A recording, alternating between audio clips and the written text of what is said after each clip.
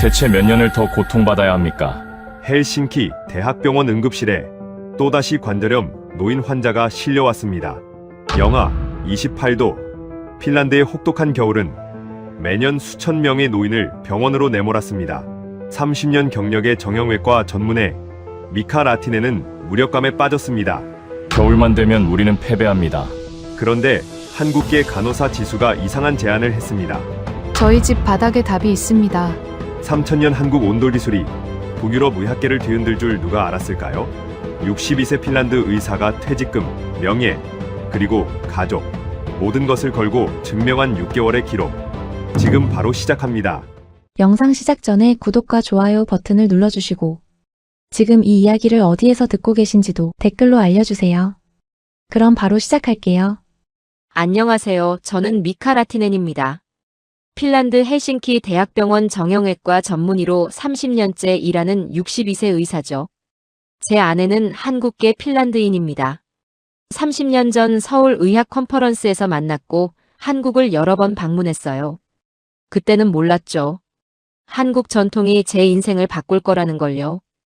2024년 1월 15일 헬싱키는 영하 28도입니다. 병원 응급실 문을 열자 익숙한 광경이 펼쳐졌어요. 노인 환자들이 가득했습니다. 무릎을 움켜쥔 분들, 지팡이에 의지한 분들. 30년간 매년 겨울 반복되는 풍경이죠.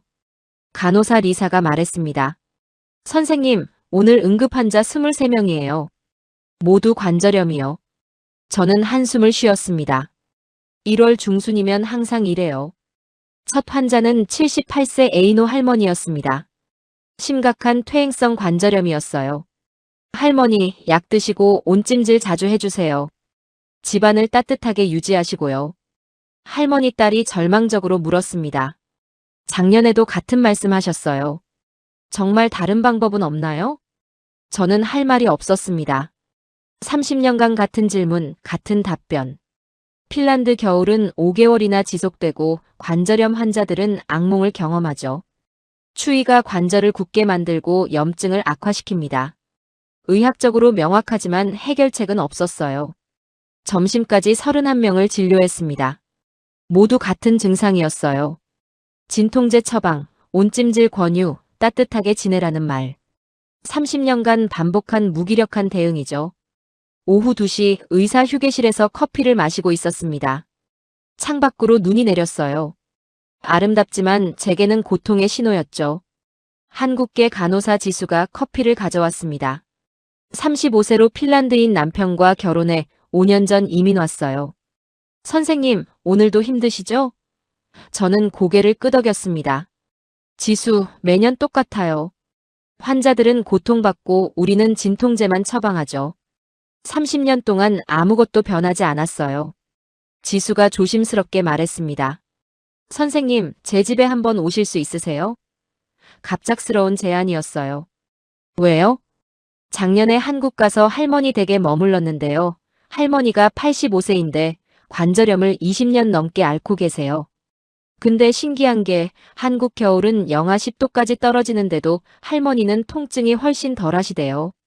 저는 눈썹을 치켜 올렸습니다. 핀란드보다 덜 추운데도? 지수가 고개를 끄덕였습니다. 네, 저도 이상해서 물어봤어요. 할머니가 그러시더라고요. 집 안바닥이 따뜻해서 관절이 덜 아프다고. 온돌이요, 한국의 바닥 난방. 저희 집에도 설치했거든요. 온돌이라는 단어는 들어본 적 있었습니다. 아내가 가끔 언급했었거든요. 하지만 관절염과 무슨 관련이 있는지 몰랐어요. 솔직히 반신반의했습니다. 바닥 난방이 관절염에 도움이 된다는 연구가 있나요? 지수가 고개를 저었어요. 잘 모르겠어요. 하지만 할머니는 온돌 덕분에 겨울을 견딜만 하다고 하시더라고요. 한국 노인들은 다 그렇게 생각하신대요. 제 의사로서의 회의적인 마음과 30년간 쌓인 절망감이 충돌했습니다. 과학적 근거도 없지만 그렇다고 무시하기엔 제 상황이 너무 답답했어요. 매년 겨울 무기력함을 느끼는 제게 이건 작은 희망의 불씨 같았습니다. 좋아요, 지수. 금요일 퇴근 후에 방문할게요. 지수의 얼굴이 환해졌습니다. 네, 선생님. 주소 보내드릴게요. 그날 오후 나머지 진료는 평소와 같았습니다. 하지만 제 머릿속은 계속 지수의 말을 떠올렸어요. 85세 할머니가 온돌 덕분에 겨울을 견딜만 하다니. 바닥 난방이 정말 효과가 있는 걸까? 퇴근길에 아내에게 전화했습니다. 여보, 금요일에 지수 집 가볼 거야. 온돌이 설치되어 있대. 수미가 흥미로워했습니다. 오, 핀란드에서 온돌 설치한 집이 있어요? 보고 오세요. 저도 가끔 그리워요. 그날 밤 침대에 누워 생각했습니다. 30년 경력 정형외과 의사가 간호사 권유로 바닥 난방을 보러 간다니. 동료들이 알면 비웃을 일이에요. 하지만 저는 더 이상 겨울마다 무기력하게 진통제만 처방하고 싶지 않았습니다. 금요일이 기다려졌습니다. 지수 집에서 제가 무엇을 발견하게 될지 그때는 전혀 몰랐죠. 금요일 오후 6시 저는 지수의 아파트 앞에 섰습니다. 헬싱키 동쪽 외곽의 작은 아파트 단지였어요. 초인종을 눌렀습니다. 지수가 문을 열며 환하게 웃었어요. 선생님 오셨어요. 들어오세요. 현관문을 열자마자 느껴지는 게 있었습니다. 따뜻한 공기였어요. 일반 난방과는 다른 느낌이었죠. 신발 벗으세요. 지수가 말했습니다. 저는 신발을 벗고 맨발로 바닥을 밟았습니다. 그 순간 저는 놀랐어요. 바닥이 따뜻했습니다. 미지근한 정도가 아니라 포근하게 따뜻했어요. 마치 부드러운 담요를 밟는 느낌이었죠. 저는 무릎을 굽혀 바닥에 손을 댔습니다. 이게 온돌이에요? 지수가 고개를 끄덕였습니다. 네, 바닥 밑에 온수 파이프가 깔려 있어요. 보일러에서 따뜻한 물이 계속 순환하면서 바닥을 데우는 거죠. 저는 온도계를 꺼냈습니다. 의사의 습관이죠. 바닥 온도를 재봤어요. 섭씨 28도였습니다. 실내 공기 온도는 22도였고요.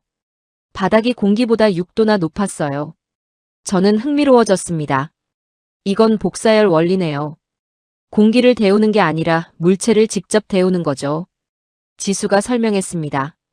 한국에서는 3000년 전부터 온돌을 사용했대요. 옛날에는 아궁이에 불을 떼서 바닥을 데웠고 지금은 보일러를 쓰는 거예요. 저는 거실 바닥에 앉아봤습니다. 엉덩이와 다리에 직접적인 온기가 전해졌어요. 제 머릿속에 의학적 가설이 떠올랐습니다. 관절염 환자들은 추위에 관절이 경직되고 혈액순환이 나빠집니다. 그런데 바닥 난방은 신체와 직접 접촉하는 면을 데우니까 관절 주변 근육을 지속적으로 이완시킬 수 있겠네요. 복사열은 공기를 매개로 하지 않으니 에너지 효율도 높을 거고요. 지수, 이거 정말 흥미로워요. 저는 말했습니다. 만약 이게 정말 관절염에 효과가 있다면. 지수가 웃으며 말했습니다. 선생님, 할머니랑 영상통화 해볼까요? 지수가 스마트폰으로 한국에 있는 할머니에게 전화를 걸었습니다. 화면에 85세 할머니가 나타났어요. 놀랍게도 할머니는 바닥에 앉아 계셨습니다. 관절염 환자가 바닥에 앉다니.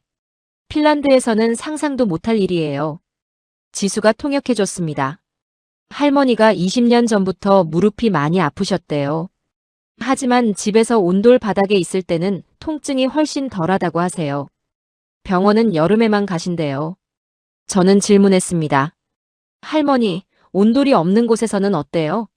할머니가 답했고 지수가 통역했습니다. 병원이나 찬 바닥에 가면 금방 무릎이 뻣뻣해진대요. 그래서 항상 집에서 온돌 바닥에 계신대요. 통화를 끝내고 저는 한참 생각에 잠겼습니다. 이건 단순한 민간요법이 아닐 수도 있어요. 의학적으로 설명 가능한 현상일 수 있습니다. 다음 주 월요일, 저는 병원 동료들에게 말했습니다. 온돌이라고 들어봤어? 한국의 바닥 난방 시스템인데 관절염에 효과가 있을 것 같아. 정형외과 과장 유하가 웃으며 말했어요. 미카, 무슨 소리야?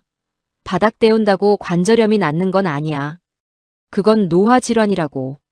류마티스 내과 의사 안티가 거들었습니다. 미카, 자네 나이 들어서 이상한 것에 빠지는 거 아닌가? 다음엔 수정 치료라도 믿을 건가? 동료들이 웃었습니다. 저는 얼굴이 화끈거렸어요. 하지만 포기할 수 없었습니다. 저는 병원 도서관에서 논문을 검색했어요. 온돌, 바닥 난방, 관절염, 복사열, 열치료. 놀랍게도 관련 연구가 거의 없었습니다. 한국에서 발표된 논문 2편이 전부였고 영문 번역도 제대로 안 되어 있었어요. 그 주 목요일, 저는 핀란드 보건복지부에 연구 제안서를 제출했습니다. 요양원에 온도를 설치하고 6개월간 임상 데이터를 수집하겠다는 계획이었어요.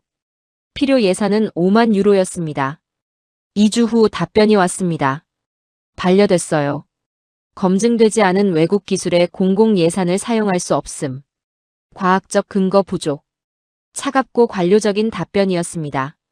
저는 좌절했습니다. 30년간 무기력하게 환자들을 지켜보다가 겨우 찾은 희망인데 이렇게 끝날 순 없었어요. 그날 밤 집에서 아내 수미에게 말했습니다. 여보, 보건복지부에서 거절당했어. 수미가 물었습니다. 그럼 포기할 거예요? 저는 고개를 저었습니다. 아니, 내 돈으로 할 거야. 퇴직금을 쓰더라도. 수미가 놀라며 말했어요. 여보, 그건 우리 노후 자금이잖아요. 저는 아내의 손을 잡았습니다. 알아. 하지만 62살의 마지막으로 뭔가 의미 있는 일을 하고 싶어. 30년간 무기력했던 내가 처음으로 희망을 본 거야. 수미는 한참을 생각하더니 고개를 끄덕였습니다. 알았어요. 당신을 믿어요. 그날 밤 저는 계산을 해봤습니다. 제 퇴직금은 3만 5천 유로였어요. 요양원 한 층에 온도를 설치하고 6개월간 연구하기엔 부족할 수도 있었죠. 하지만 최선을 다해보기로 했습니다. 이건 제 마지막 도전이었으니까요. 다음 주 월요일, 저는 헬싱키 외곽의 칼리오 요양원을 찾았습니다. 70세 이상 노인 60명이 거주하는 곳이었어요. 원장 타피오는 제 대학 동기였습니다. 타피오의 사무실에서 저는 계획을 설명했습니다. 요양원 3층 한 구역에 한국식 바닥 난방을 설치하고 싶다고요. 15개 병실, 관절염 환자들을 대상으로 6개월간 임상 데이터를 수집하겠다고 말했습니다. 타피오는 고개를 저었습니다. 요양원 예산으로는 불가능하다고 했어요. 저는 예상했던 반응이었습니다. 제가 개인 비용으로 부담하겠다고 말했죠. 타피오가 놀라며 견적을 물었습니다. 약 3만 유로라고 답했어요. 타피오는 제 퇴직금이라는 걸 알고 있었습니다. 정말 괜찮냐고 물었지만 저는 이미 결심한 상태였어요. 타피오가 한숨을 쉬며 허락했습니다. 단 요양원 이사회 승인과 환자 가족 동의가 필요하다는 조건이었죠. 일주일 후 이사회 회의가 열렸습니다. 7명의 이사 앞에서 저는 프레젠테이션을 했어요. 온돌의 역사, 작동 원리, 기대 효과를 설명했습니다. 한국에서는 3,000년 동안 사용된 난방 시스템이라고 강조했죠. 이사들의 반응은 차가웠습니다. 검증되지 않은 동양 기술이라는 비판, 부작용 우려, 요양원 명성 훼손 가능성. 한 이사는 이게 과학인지 민간요법인지 구분이 안 된다고 말했어요. 저는 모든 책임을 제가 지겠다고 약속했습니다. 6개월 후 결과를 상세히 보고하겠다고요. 환자들에게 해가 되는 일은 절대 없을 거라고 보증했습니다. 3시간의 논쟁 끝에 조건부 승인이 났어요. 다음 단계는 환자 가족 동의였습니다. 3층 15개 병실 환자 가족들을 일일이 만났어요. 대부분 회의적이었습니다. 어떤 가족은 노골적으로 반대했죠. 어머니를 실험 대상으로 쓰는 거냐고 항의했습니다. 저는 인내심을 가지고 설명했습니다. 이건 실험이 아니라 새로운 치료법 연구라고요. 한국에서는 모든 가정이 사용하는 안전한 난방 시스템이라고 강조했습니다. 2주간의 설득 끝에 15가족 중 12가족이 동의했어요. 이제 시공 문제가 남았습니다. 지수에게 한국인 온돌 기술자를 소개받았어요. 독일 함부르크에 사는 김성호 씨였습니다. 50대 중반의 베테랑 기술자였죠. 김 씨가 핀란드로 왔습니다. 그는 요양원 건물을 3일간 꼼꼼히 조사했어요. 1970년대 지어진 건물이라 바닥 구조가 노후화되어 있었습니다. 김 씨는 단열 보강이 필수라고 말했어요. 문제는 비용이었습니다. 원래 견적 3만 유로에서 5천 유로가 추가로 필요했어요. 바닥 단열재를 더 두껍게 깔아야 했고 오래된 배관도 교체해야 했습니다. 저는 순간 당황했습니다. 제 퇴직금은 3만 5천 유로였어요. 5천 유로가 부족했습니다. 저는 은행에서 개인 대출을 알아봤어요. 62세 나이에 대출 심사를 받는 건 쉽지 않았지만 다행히 5천 유로 승인이 났습니다. 집에 돌아와 아내에게 말했습니다. 추가 비용이 필요해서 대출을 받았다고요. 수미는 아무 말 없이 고개만 끄덕였어요. 하지만 그녀의 눈에서 걱정이 보였습니다. 핀란드 건설 회사들에게 견적을 요청했습니다. 5곳에 연락했지만 모두 거절했어요. 온돌 시공 경험이 없다는 이유였습니다. 한 회사는 동양 난방 시스템은 북유럽 기후에 맞지 않는다고 말했죠. 결국 김 씨가 독일에서 한국인 기술자 팀을 데려오기로 했습니다. 3명의 기술자가 추가로 필요했어요. 인건비가 또 올라갔습니다.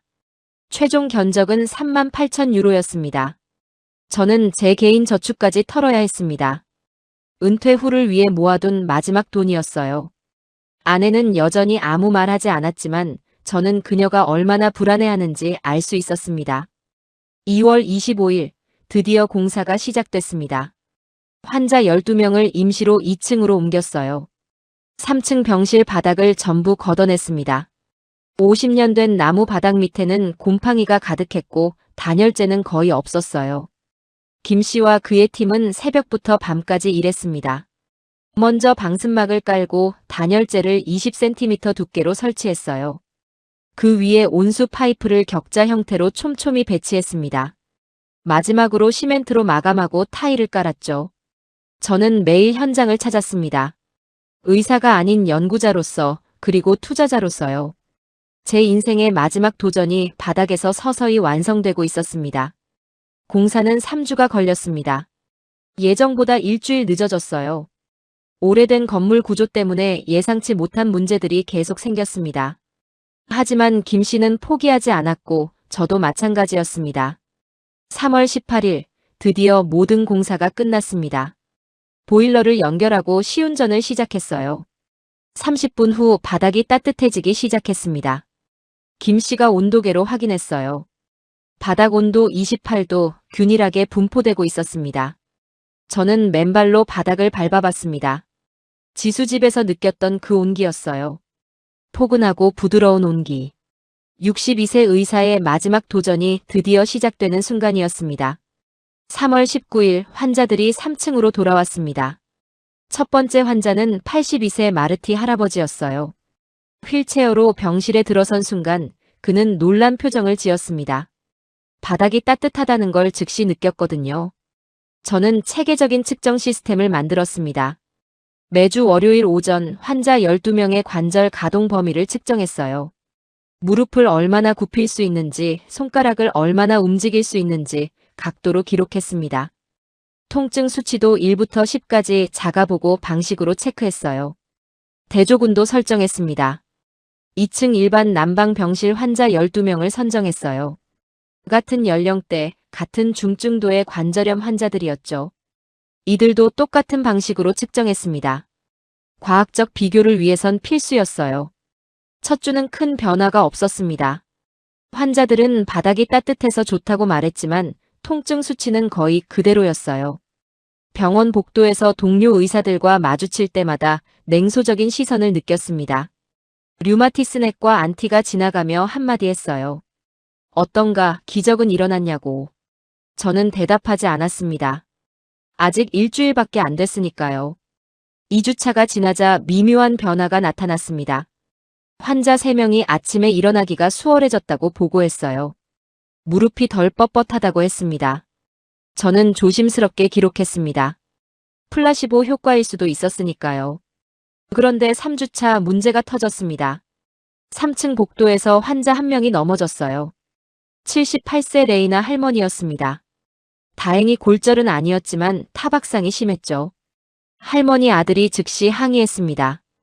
바닥 난방 때문에 어머니가 맨발로 다니다가 넘어진 거라고 주장했어요. 요양원 이사회가 긴급 회의를 소집했습니다. 저는 해명해야 했어요. 사고는 온돌과 무관하며 환자의 부주의 때문이라고 설명했습니다. 이사 1명이 날카롭게 물었습니다.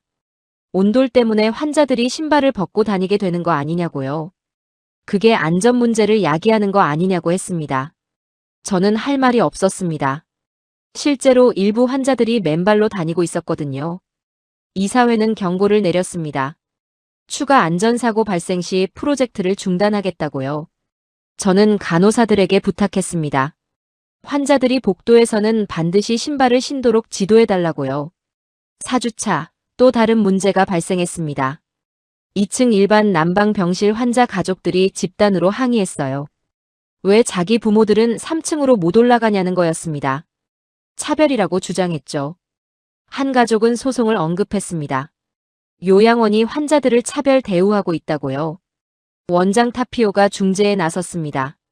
이건 연구 프로젝트이며 대조군이 과학적으로 필수라고 설명했어요. 가족들은 억지로 수긍했지만 불만이 컸습니다. 저는 압박을 느꼈어요. 만약 6개월 후 효과가 없다면 어떡하죠? 이 모든 갈등이 무의미해지는 겁니다. 5주차, 드디어 명확한 변화가 나타나기 시작했습니다. 온돌 병실 환자 12명 중 7명이 통증 감소를 보고했어요. 평균 통증 수치가 7.5에서 6.3으로 떨어졌습니다. 통계적으로 의미 있는 변화였죠. 더 놀라운 건 관절 가동 범위였습니다. 마르티 할아버지는 무릎 굽힌 각도가 85도에서 102도로 증가했어요. 17도나 개선된 겁니다. 다른 환자들도 평균 12도 이상 향상됐습니다. 반면 대조군은 거의 변화가 없었어요. 일부는 오히려 악화됐습니다. 3월 말, 핀란드 겨울이 가장 혹독한 시기였거든요. 일반 난방 환자들은 여전히 고통받고 있었습니다. 저는 매일 밤 데이터를 분석했습니다. 엑셀 시트에 수백 개의 숫자가 쌓여갔어요. 통증 수치, 관절 각도, 진통제 용량, 보행거리. 모든 게 온돌 병실에서 개선되고 있었습니다. 6주차 예상치 못한 발견이 있었습니다. 환자들의 수면 시간이 늘어난 거예요. 평균 수면 시간이 5.2시간에서 6.8시간으로 증가했습니다. 환자들은 밤에 통증 때문에 덜 깬다고 보고했어요. 간호사들도 변화를 느꼈습니다. 3층 환자들이 2층 환자들보다 밝아졌다고 했어요. 표정이 편안해지고 활기가 돌았다고 했습니다. 복도를 산책하는 환자도 늘었죠. 하지만 병원 내 분위기는 여전히 차갑했습니다. 동료 의사들은 제 연구를 여전히 신뢰하지 않았어요. 과장 유화는 플라시보 효과일 뿐이라고 말했습니다. 진짜 과학적 검증을 받아보라고 비아냥댔죠. 4월 초, 저는 중간 보고서 작성을 시작했습니다. 6주 데이터만으로도 놀라운 결과였어요. 통증 감소 평균 18%, 관절 가동 범위 증가 평균 14도, 진통제 복용량 감소 22%. 하지만 한편으로 두려웠습니다. 만약 이게 일시적 현상이라면, 날씨가 따뜻해지는 봄이 오면 효과가 사라진다면, 저는 더욱 꼼꼼히 데이터를 기록했어요. 38,000유로, 제 퇴직금과 저축 전부를 쏟아부은 프로젝트였습니다. 실패는 용납할 수 없었어요. 이건 제 인생의 마지막 도전이었으니까요. 4월 중순, 핀란드에는 늦은 한파가 찾아왔습니다. 기상청은 30년 만에 이상 기후라고 발표했어요. 영하 30도까지 떨어지는 날이 일주일이나 지속됐습니다. 요양원 전체가 얼어붙었습니다. 1층과 2층 일반 난방 병실은 난방을 최대로 올려도 추웠어요. 환자들은 이불을 열어 겹덮고 지냈습니다. 응급실 호송 환자가 급증했죠. 2층에서만 일주일간 5명이 응급실로 실려갔습니다. 모두 관절염 악화였어요. 통증이 너무 심해서 진통제로 감당이 안 됐거든요. 한 환자는 신부전 증세까지 보였습니다. 반면 3층 온돌 병실은 달랐습니다. 바깥 기온이 영하 30도여도 병실 바닥은 섭씨 28도를 유지했어요. 환자들은 여전히 편안해 보였습니다. 응급실 호송은 단 한 건도 없었죠. 저는 이 시기의 데이터를 집중적으로 분석했습니다. 극한 상황에서의 비교가 가장 명확한 결과를 보여주니까요. 온돌 병실 환자들의 통증 수치는 평균 5.8까지 떨어졌어요. 8주 전 7.5였던 걸 생각하면 놀라운 개선이었습니다. 대조군은 정반대였습니다. 2층 환자들의 평균 통증 수치가 8.2로 악화됐어요. 한파 전 7.3이었으니 오히려 나빠진 겁니다. 관절 가동 범위도 평균 5도 감소했습니다. 82세 마르티 할아버지에게 특별한 변화가 있었습니다. 그는 이제 지팡이 없이 걸을 수 있었어요. 병실에서 화장실까지 혼자 걸어가는 모습을 봤을 때 저는 눈시울이 뜨거워졌습니다. 저는 마르티 할아버지의 엑스레이를 다시 찍어봤습니다. 물론 연골이 재생된 건 아니었어요.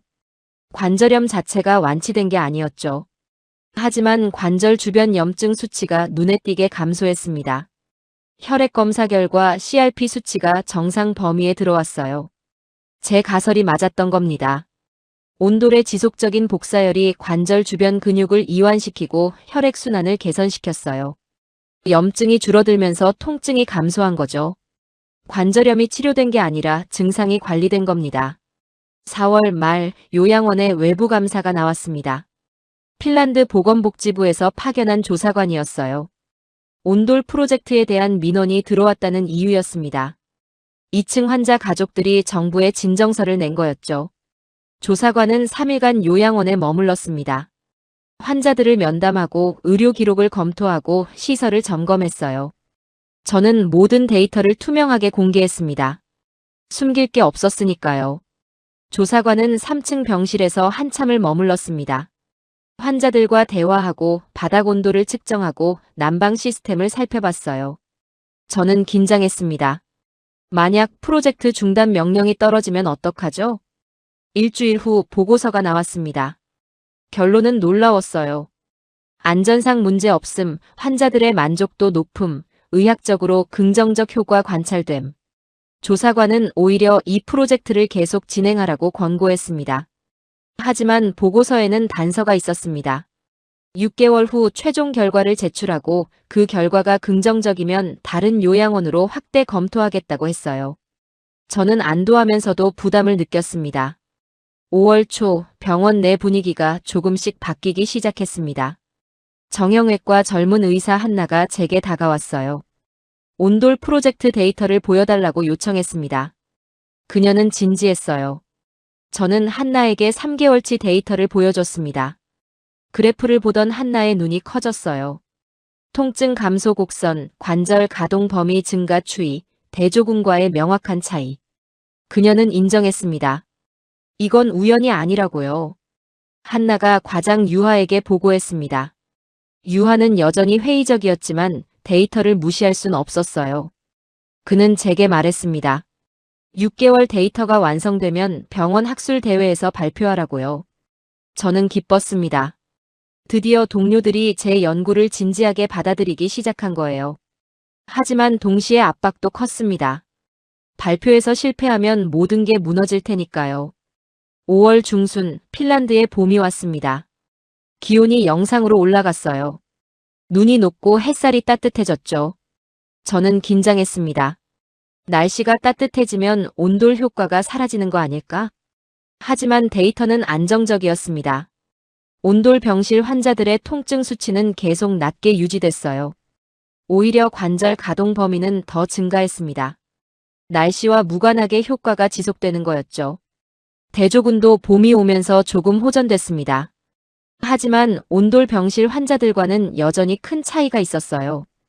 통증 수치로 평균 2.5점 차이, 관절 각도로 평균 18도 차이였습니다. 12주 데이터를 정리하며 저는 확신했습니다.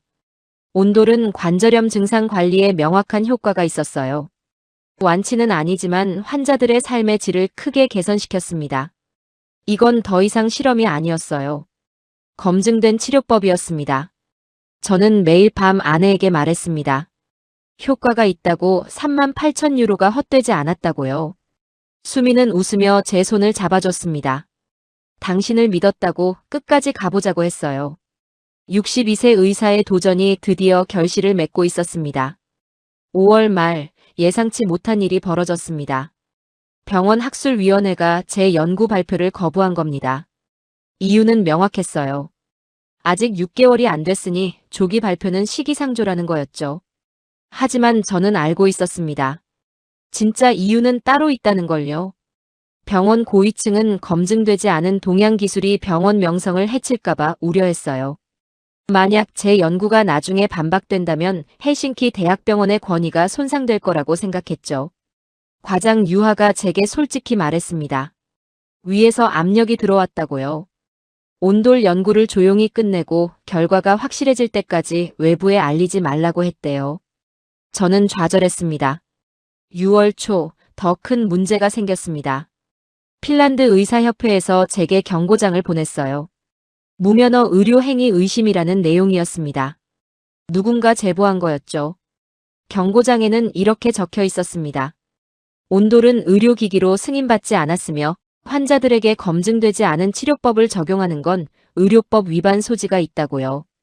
30일 내 해명하지 않으면 징계 절차를 시작하겠다고 했습니다. 저는 변호사를 찾아갔습니다. 변호사는 제 상황을 듣고 고개를 저었어요. 법적으로 애매한 영역이라고 했습니다. 온돌을 치료 목적으로 사용했다고 주장하면 문제가 되지만 단순히 난방 시스템을 교체했을 뿐이라고 주장하면 괜찮을 수도 있다고 했죠. 저는 30페이지 분량의 해명서를 작성했습니다.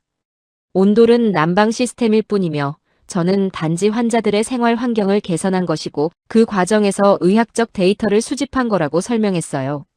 치료가 아니라 연구라고 강조했습니다. 6월 중순, 아내 수미가 저에게 말했습니다. 요즘 제가 너무 힘들어 보인다고요. 밤마다 악몽을 꾸고 식사도 제대로 못한다고 했습니다. 저는 부인하려 했지만 거울을 보니 수미 말이 맞았어요. 제 얼굴은 초췌했고 눈 밑에는 다크서클이 짙었습니다. 수미가 제안했습니다. 이제 그만두자고요. 이미 충분히 했으니 요양원 프로젝트를 정리하고 조용히 은퇴 준비를 하자고 했어요. 저는 화를 냈습니다. 지금 포기하면 38,000유로가 다 허사가 된다고 환자들은 어떡하냐고 소리쳤죠. 그날 밤 저는 수미에게 제대로 사과하지 못했습니다. 자존심이 상했고 제 자신에게 화가 났으니까요. 아내는 제 걱정을 한 건데 저는 그걸 이해하지 못했어요. 6월 말 요양원에서 또 문제가 생겼습니다. 2층 환자 가족 3명이 집단으로 요양원을 고소한 겁니다. 차별 대우와 방임 치료를 이유로 들었어요. 자기 부모들도 온돌 병실로 옮겨달라는 가처분 신청까지 냈습니다. 원장 타피오가 제게 전화했습니다. 목소리에 피로가 묻어났어요. 미카, 이거 너무 복잡해지고 있다고 했습니다. 법적 분쟁까지 가면 요양원이 감당하기 힘들다고요. 프로젝트를 조기 종료하는 게 어떻겠냐고 제안했습니다. 저는 애원했습니다. 딱 한 달만 더 기다려달라고요. 7월 말이면 6개월이 완성된다고 그때까지만 버텨달라고 했습니다. 타피오는 한숨을 쉬며 알았다고 했어요. 하지만 더 이상 문제가 생기면 즉시 중단이라고 경고했습니다. 7월 초 지수가 제게 다가왔습니다. 그녀의 눈에는 걱정이 가득했어요. 선생님이 요즘 너무 힘들어 보인다고 건강 챙기라고 말했습니다. 저는 괜찮다고 대답했지만 사실 괜찮지 않았어요. 밤마다 잠을 설쳤습니다.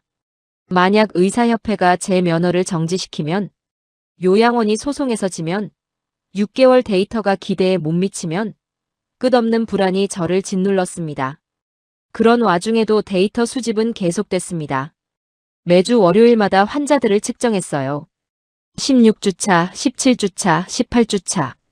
온돌 병실 환자들은 계속 좋아지고 있었습니다. 통증 평균 5.2 관절 각도 평균 23도 증가. 놀라운 수치였어요. 82세 마르티 할아버지는 이제 매일 요양원 정원을 산책했습니다. 혼자 힘으로요. 3개월 전만 해도 휠체어에 의지했던 분이었어요. 다른 환자들도 비슷했습니다. 9명이 보행 능력이 개선됐고 11명이 진통제를 절반 이하로 줄였습니다. 저는 이 결과들을 보며 생각했습니다. 이게 다 무의미해질 수도 있다고요. 법적 문제, 정치적 압력, 동료들의 냉소. 과학적 사실은 중요하지 않았어요. 제도와 권위가 저를 짓누르고 있었습니다. 7월 중순, 저는 병원 옥상에 올라갔습니다. 헬싱키 시내가 한눈에 보이는 곳이었어요. 여름 햇살이 따뜻했지만 제 마음은 겨울처럼 차가웠습니다. 62세 의사의 마지막 도전이 이렇게 끝나는 걸까요? 38,000유로, 30년 경력, 아내와의 관계, 동료들의 신뢰. 모든 걸 걸었는데 실패하는 걸까요? 그때 핸드폰이 울렸습니다. 지수였어요. 선생님, 마르티 할아버지가 손녀를 안았대요. 3년 만에 처음으로요. 무릎이 너무 아파서 못했었는데 이제 가능하다고 하시면서 우셨대요. 저는 눈물이 났습니다. 그래요, 이게 이유였어요. 숫자가 아니라 사람이었습니다. 마르티 할아버지가 손녀를 안을 수 있게 된 것. 그게 제가 이 일을 계속해야 하는 이유였어요. 저는 옥상에서 내려와 다시 데이터를 정리하기 시작했습니다. 마지막 4주가 남았습니다. 7월 25일, 드디어 6개월이 완성됐습니다.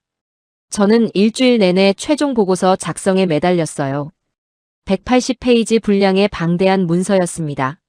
모든 데이터, 모든 그래프, 모든 환자 케이스가 담겨 있었죠. 최종 결과는 놀라웠습니다. 온돌 병실 환자 12명, 평균 통증 감소 68%.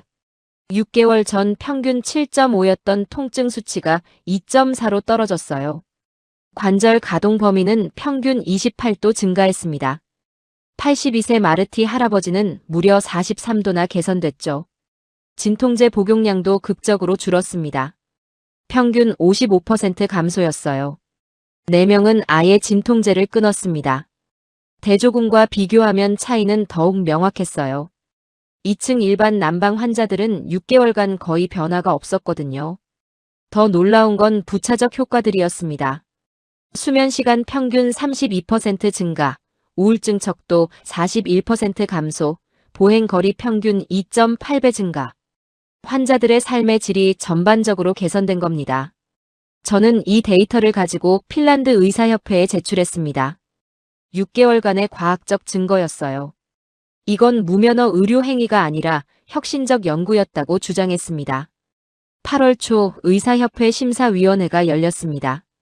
5명의 심사위원 앞에서 저는 1시간 동안 발표했어요. 온돌의 원리 복사열의 효과, 6개월 데이터, 환자 증언까지 모든 걸 보여줬습니다. 심사위원 중 한 명이 날카로운 질문을 던졌습니다. 이게 플라시보 효과가 아니라는 걸 어떻게 증명하느냐고요. 저는 대조군 데이터를 제시했습니다. 같은 요양원, 같은 환경, 유일한 차이는 바닥 난방이었다고 설명했어요. 다른 심사위원이 물었습니다. 왜 한국 연구는 국제학계에 알려지지 않았느냐고요. 저는 솔직히 답했습니다. 한국은 오래전부터 온도를 사용해서 연구할 필요를 못 느꼈을 거라고요. 마치 핀란드 사람들이 사우나 효과를 연구하지 않는 것처럼요. 심사위원회는 2주간 검토 기간을 가졌습니다. 그 2주가 제 인생에서 가장 긴 시간이었어요. 매일 밤 잠 못 이루고 결과를 기다렸습니다. 8월 15일 결과가 나왔습니다. 의사협회는 제 연구를 인정했어요.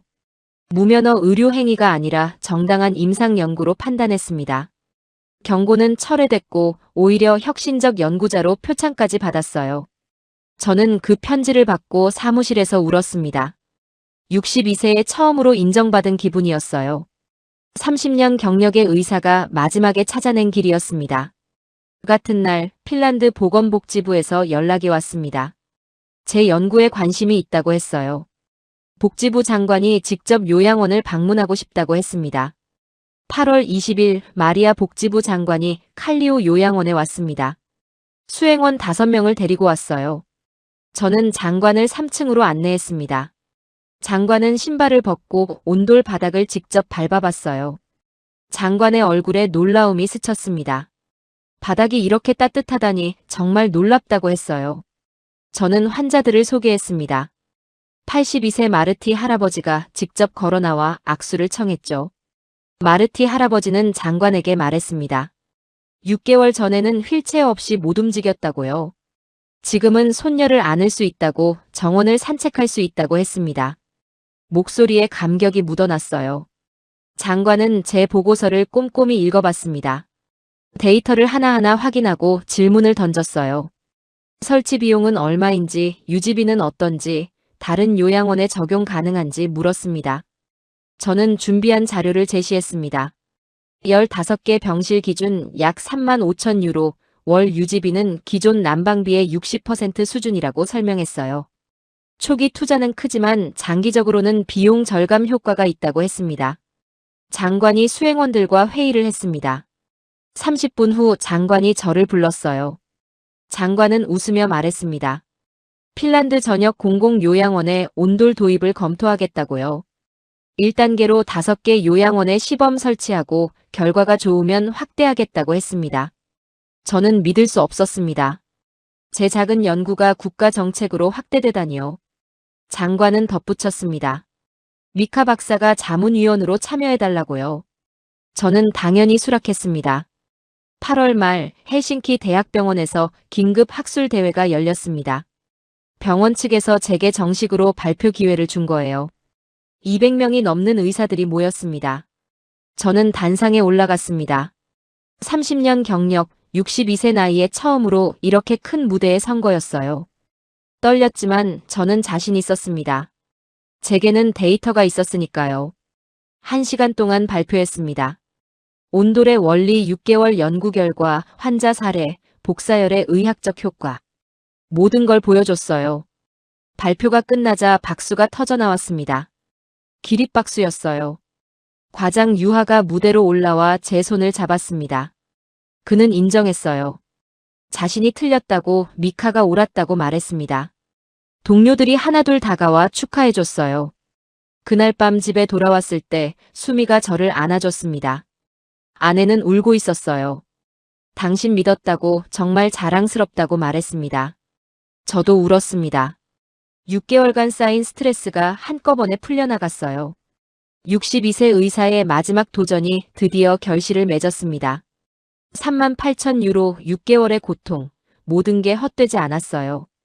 한국의 3,000년 지혜가 핀란드의 겨울을 바꾸기 시작한 겁니다. 2025년 9월, 제 연구가 시작된 지 8개월이 지났습니다. 저는 헬싱키 시청 대회의실에 앉아 있었어요. 핀란드 복지부가 주최한 공청회였습니다. 복지부 장관 마리아가 발표했습니다. 핀란드 전역 공공요양원에 온돌 도입을 추진하겠다고요. 1단계로 10개 요양원에 설치하고 결과를 평가한 후 확대하기로 했다고 발표했습니다. 회의실에는 100명이 넘는 사람들이 모여 있었습니다. 요양원 관계자, 의사들, 기자들, 그리고 환자 가족들이었어요. 82세 마르티 할아버지도 와 있었습니다. 지팡이 없이 혼자 걸어서 왔죠. 장관이 저를 연단으로 불렀습니다. 저는 떨리는 마음으로 단상에 올랐어요. 장관이 제 손을 잡으며 말했습니다. 미카 박사의 헌신 덕분에 핀란드 노인들이 더 따뜻한 겨울을 맞이하게 됐다고요. 박수가 터져나왔습니다. 저는 그 순간 지난 8개월이 주마등처럼 스쳐 지나갔어요. 38,000유로를 투자했던 날, 동료들의 냉소, 의사협회 경고장, 아내와의 갈등. 모든 고통이 이 순간을 위한 것이었습니다. 공청회가 끝나고 기자들이 몰려들었습니다. 어떻게 온도를 알게 됐냐는 질문에 저는 대답했어요. 간호사 지수 덕분이라고, 그녀의 한국 할머니가 알려주신 거라고 말했습니다. 지수는 객석에서 얼굴을 붉히며 손을 흔들었습니다. 기자들이 지수에게도 몰려갔어요. 그녀는 카메라 앞에서 말했습니다. 한국의 전통 지혜가 핀란드에 도움이 돼서 기쁘다고요. 9월 중순, 저는 독일에서 온 김성우 기술자를 만났습니다. 김 씨는 핀란드에 사무실을 열었다고 했어요. 북유럽 온돌 전문 회사였습니다. 한국에서 기술자 5명을 추가로 데려왔고 핀란드 현지 직원도 10명 고용했다고 했습니다. 김 씨가 제게 감사했습니다. 박사님 덕분에 새로운 사업 기회를 얻었다고요. 이미 스웨덴과 노르웨이 요양원에서도 문의가 들어왔다고 했습니다. 온돌이 북유럽 전역으로 퍼지고 있었어요. 학계의 반응도 뜨거웠습니다. 제 연구 논문이 유럽 정형외과 저널 심사를 통과했어요. 9월 말 정식 게재가 확정됐습니다. 제목은 한국 전통 온돌 시스템이 고령 관절염 환자의 통증 및 기능에 미치는 영향이었죠. 논문 게재 소식이 알려지자 유럽 각국에서 연락이 왔습니다. 독일 베를린 대학, 프랑스 파리 의대, 영국 옥스퍼드 대학. 모두 공동 연구를 제안했어요. 62세 의사가 처음으로 국제적 명성을 얻은 겁니다. 병원에서도 변화가 있었습니다. 헬싱키 대학병원 이사회가 재활병동 한 층을 온돌로 개조하기로 결정했어요. 관절 수술 후 회복 환자들을 위한 공간이었습니다.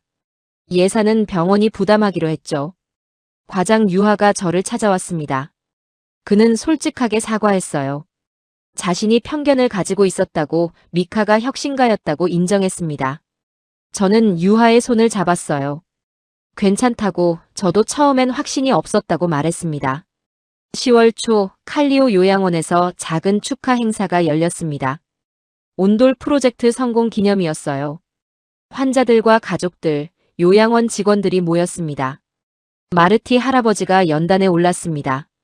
그는 떨리는 목소리로 말했어요.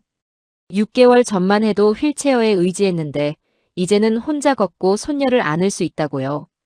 미카 박사님께 감사하다고 말했습니다. 저는 눈물을 참을 수 없었습니다. 이게 제가 의사가 된 이유였어요. 사람들의 고통을 덜어주는 것. 30년 경력 중 가장 보람 있는 순간이었습니다. 행사가 끝나고 저는 3층 복도를 천천히 걸었습니다. 신발을 벗고 맨발로요. 바닥이 따뜻했습니다. 포근하고 부드러운 온기였어요. 8개월 전 제가 처음 투자를 결심했을 때의 그 온기였습니다. 각 병실을 돌아봤습니다. 환자들은 편안해 보였어요. 어떤 분은 바닥에 앉아 책을 읽고 계셨고 어떤 분은 창가에서 햇볕을 쬐이고 계셨습니다. 모두 통증에서 해방된 표정이었죠. 저는 데이터를 다시 한번 확인했습니다. 최종 8개월 결과였어요. 통증 평균 72% 감소, 관절 가동 범위 평균 31도 증가, 진통제 복용량 평균 58% 감소. 12명 중 11명이 삶의 질이 크게 개선됐다고 보고했습니다. 한 명만 효과가 미미했는데 그 환자는 중증 치매가 있었어요. 온돌이 만능은 아니었습니다. 하지만 대부분의 관절염 환자에게는 분명한 효과가 있었죠. 10월 말, 집에서 아내 수미와 저녁을 먹었습니다. 수미가 제 손을 잡으며 말했어요. 정말 자랑스럽다고, 당신을 믿길 잘했다고요. 저는 아내에게 감사했습니다. 6개월간 불안한 시간을 함께 견뎌줘서요. 수미가 물었습니다. 후회하지 않느냐고요. 38,000유로 퇴직금과 저축 전부를 쏟아부은 것. 저는 웃으며 대답했습니다. 전혀요. 이게 제 인생 최고의 투자였다고요. 그날 밤 저는 서재에 앉아 일기를 썼습니다. 30년 경력의 마지막 도전에 대해서요. 62세에 모든 걸 걸고 시작한 연구, 동료들의 냉소, 법적 위협, 가족과의 갈등. 하지만 결국 성공했다고 썼습니다. 성공의 이유는 간단했습니다. 저는 환자들을 믿었어요. 데이터를 믿었고 한국의 3000년 지혜를 믿었습니다. 그리고 무엇보다 변화의 가능성을 믿었죠. 창밖으로 첫눈이 내리기 시작했습니다. 핀란드의 겨울이 다시 왔어요. 하지만 저는 더 이상 겨울이 두렵지 않았습니다. 칼리오 요양원 환자들도 곧 다른 요양원 환자들도 따뜻한 겨울을 보낼 테니까요. 간호사 지수에게서 문자가 왔습니다. 한국 할머니가 소식을 듣고 정말 기뻐하신다고요. 자기 경험이 먼 나라 노인들에게 도움이 됐다니 감격하신다고 했습니다. 저는 답장을 보냈어요. 할머니께 진심으로 감사드린다고요. 지난주 병원 복도에서 젊은 의사 한나를 만났습니다. 그녀가 말했어요. 박사님 덕분에 고정관념을 깨는 용기를 얻었다고요. 자기도 새로운 치료법을 연구하고 싶다고 했습니다. 저는 한나에게 말했습니다. 나이는 숫자일 뿐이라고요. 중요한 건 환자를 향한 마음이라고 했습니다. 그리고 전통을 무시하지 말라고, 동양과 서양에서 배울 게 많다고 조언했어요. 오늘 아침 저는 요양원을 다시 방문했습니다. 마르티 할아버지가 정원을 산책하고 계셨어요. 할아버지는 저를 보고 활짝 웃었습니다. 선생님 덕분에 인생이 바뀌었다고, 손녀 결혼식까지 볼 수 있을 것 같다고 말했어요. 저는 할아버지와 함께 벤치에 앉았습니다. 가을 햇살이 따뜻했어요. 할아버지가 물었습니다. 은퇴 후 뭘 할 거냐고요? 저는 대답했습니다. 여행을 다니며 온도를 알리고 싶다고, 유럽 전역의 노인들이 따뜻해지길 바란다고요. 62세 의사의 마지막 도전은 성공했습니다. 하지만 이건 끝이 아니었어요. 새로운 시작이었습니다. 한국의 3000년 지혜가 북유럽을 바꾸고 있었고, 저는 그 변화의 증인이자 참여자였습니다. 핀란드의 겨울은 여전히 춥습니다. 하지만 이제 달라졌어요. 온돌이 있으니까요. 따뜻한 바닥, 따뜻한 마음, 그리고 따뜻한 희망. 그게 제가 찾은 답이었습니다. 오늘의 이야기는 여기까지입니다. 62세 핀란드 정형외과 전문의 미카가 생애 가장 추운 겨울, 퇴직금 3만 유로와 명예를 걸고 바꾼 것은 단순히 병실의 난방 시스템이 아니었습니다. 그는 30년간 북유럽 의료계의 고질병이라 불리던 겨울의 고통에 맞섰고 수많은 편견과 고립 속에서 3000년 한국의 지혜, 온돌의 가치를 증명해냈습니다. 미카의 이야기는 우리에게 질문을 던집니다. 익숙한 방식이 항상 최선일까요? 새로운 지혜를 받아들이는 용기는 차가운 현실을 얼마나 따뜻하게 바꿀 수 있을까요? 편견은 영하 30도의 혹한보다 더 차갑습니다. 하지만 미카의 뜨거운 용기와 따뜻한 마음 하나가 북유럽의 만성적인 고통을 녹여냈습니다. 이제 핀란드를 넘어 북유럽 전체에 온돌이 퍼져나가고 수많은 환자들이 더 이상 겨울을 두려워하지 않게 되었습니다. 오늘 미카와 지수의 용기 있는 도전이 여러분의 마음에도 작은 불씨를 지폈기를 바랍니다. 세상을 바꾸는 작은 지혜와 가슴 뛰는 이야기를 놓치지 않으려면 구독과 좋아요로 응원해주세요. 더 따뜻하고 의미 있는 이야기로 찾아뵙겠습니다. 감사합니다.